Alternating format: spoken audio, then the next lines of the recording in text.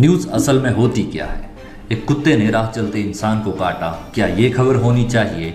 या फिर इंसान ने एक आवारा कुत्ते को काट दिया?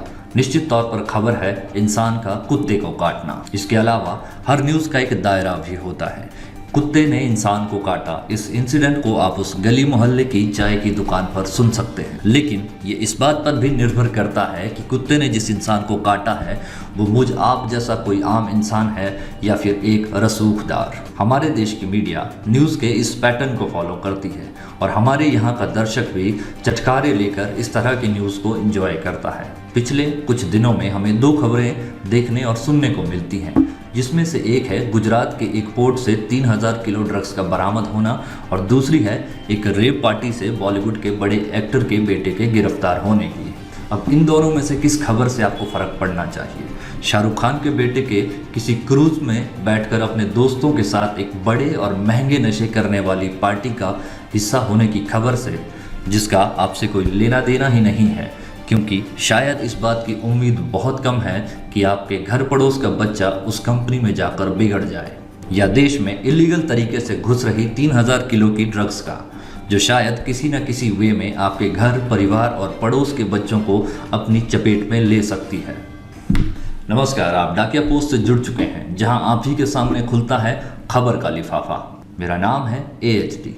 दरअसल पहली खबर की शुरुआत होती है 13 सितंबर से, जब directorate of revenue intelligence Gujarat के मुंद्रा पोर्ट से 21,000 करोड़ रुपयों की 2988.21 किलो हेरोइन पकड़ता है। और ये पोर्ट किसी और का नहीं बल्कि खुद श्रीमान गौतम अडानी का होता है, और इसे Adani ports and special economic zone limited भी कहते हैं। अब इन बिजनेसमैन के नाम के आगे श्री लगाने की वजह भी है, वो ये कि जब दुनिया भर के आम इंसान बिजनेस हाउसेज कोविड पैंडमिक की वजह से ठप पड़ गए थे, तब इनका बिजनेस और नेटवर्थ बहुत ही मैजिकल तरीके से 16 बिलियन, जो कि नियरली 1.18 लाख करोड़ रुपीस बैठता है, बढ़ जाती। इस बात को ठीक से समझने के लिए रेफरेंस ले लेते हैं ट्रेंडिंग की दुनिया के बादशाह एलन मस्क और हमारे देश के सबसे बड़े धन्ना सेठ मुकेश अंबानी भी 2021 में प्रॉफिट के मामले में इनसे बहुत पीछे रह गए थे। खैर, मामले में वापस लौटते हैं। अब NIA, जो कि इस मामले की जांच कर रही है,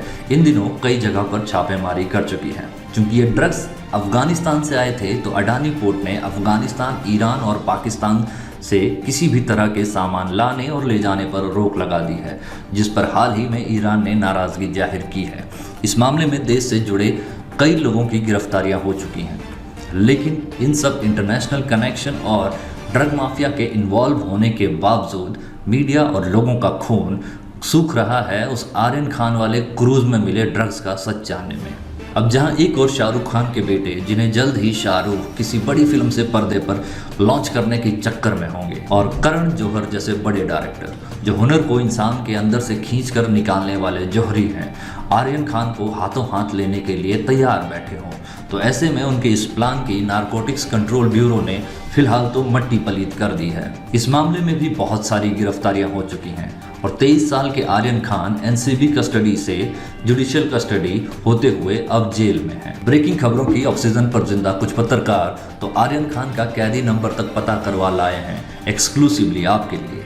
ये सब देखकर मामला इतना जल्दी खत्म होता हुआ नहीं दिखता है। अब आर्यन खान और उसके साथियों से NCB कौन सा राज निकलवा लेती है, ये तो आगे मालूम चलेगा। वहीं दूसरी ओर इस मामले में मीडिया समेत देश की ट्विटर गैंग का सारा इमोशन बाहर आने के बाद अडानी पोर्ट पर भी जांच की मांग उठने लगी, जिसके बाद आनन फानन में इस मामले को NIA को सौंप दिया गया। अब हालांकि ये सेलिब्रिटी स्टेटस रखने वाले लोग एक हद तक समाज को इन्फ्लुएंस करते हैं, लेकिन ऐसा भी नहीं है कि ये सुधर जाएं तो समाज संभल जाएगा।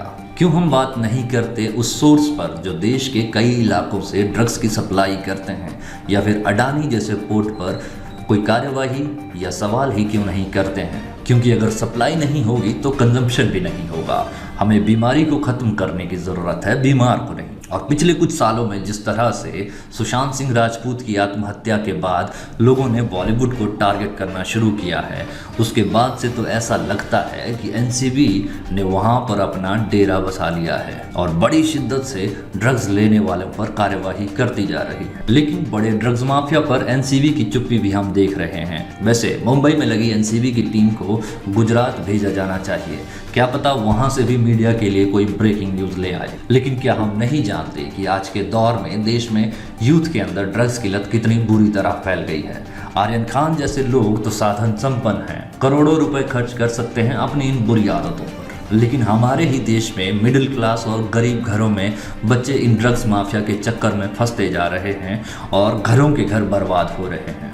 इसके अलावा जिस तरह से शाहरुख खान से लेकर उनके परिवार के हर सदस्य पर ट्रोल आर्मी हमला कर रही है, उसके ठीक उलट अडानी साहब की व्हाइट कॉलर शर्ट लोगों के लिए एकदम बेदाग और लाजवाब है। मीडिया जो कि आधे से ज़्यादा अडानी के प्रोडक्ट्स की ऐड बेचकर अपना पालन पोषण कर रहा है, वो नहीं पूछ रहा, ठीक बात है, लेकिन इस एजेंडा थ्योरी ने जिस तरह आम इंसान को अंधा कर दिया है वो हैरान करने वाला है। अगर मीडिया की इन मामलों में चुप्पी की बात कही जाए तो उसके पीछे वजह है मीडिया का अपनी इनकम के लिए एडवर्टीजमेंट पर डिपेंडेंट होना और खबरों का फ्री होना। क्या आपने कभी नोटिस किया है कि एक न्यूज़पेपर जो आपके घर में आता है उसमें कितने वर्ड्स लिखे होते हैं? नहीं किया होगा। एक पेपर में हजारों लाखों शब्द लिखे गए होते हैं और एक न्यूज़ चैनल में दिन भर में कई सौ खबरें आती हैं और जो भी वर्ड्स होते हैं और न्यूज़ होती है वो एक इंसान, रिपोर्टर, कॉरेस्पॉन्डेंट और एडिटर लिखता है और ऐसा करने के लिए उसे महीने की सैलरी मिलती है और ये सैलरी उसे आपके सब्सक्रिप्शन से नहीं मिलती बल्कि सरकार और प्राइवेट कंपनियों के प्रोडक्ट्स के एडवर्टीजमेंट से मिलती है। इस वजह से मीडिया, जिसे आप पानी पी पी कर कोसते रहते हैं, वो इन बड़े कॉरपोरेट हाउसेज और सरकार का माउथपीस बनकर रह जाता है। इसलिए आप भी मीडिया को हर वक्त कोसना बंद कीजिए और सही खबर और ढंग की खबर पाने के लिए मेरे जैसे न्यूज़ एनालिसिस के चैनल और वेबसाइट चलाने वालों को कंट्रीब्यूट कीजिए। जब आप ये जानते हैं कि दुनिया में कुछ भी फ्री में नहीं मिलता, तो ये कैसे मान बैठे हैं कि जो जानकारी आपको फ्री में मिल रही है वो बिल्कुल सही मिलेगी? उसके लिए कोई ना कोई पे कर रहा है और जो तनख्वाह देता है वही मालिक है और इसीलिए उसी का महिमा मंडन होता है, फिर चाहे वो अडानी हो, अंबानी हो या फिर खुद सरकार हो। इस देश की समस्या शाहरुख खान का बेटा नहीं है और ना ही अडानी है, ये तो आज है कल नहीं। समस्या है हमारा मुद्दों के बजाय किसी के फैलाए हुए एजेंडे पर एक भीड़ बनकर शामिल हो जाना। आज के लिए बस इतना ही।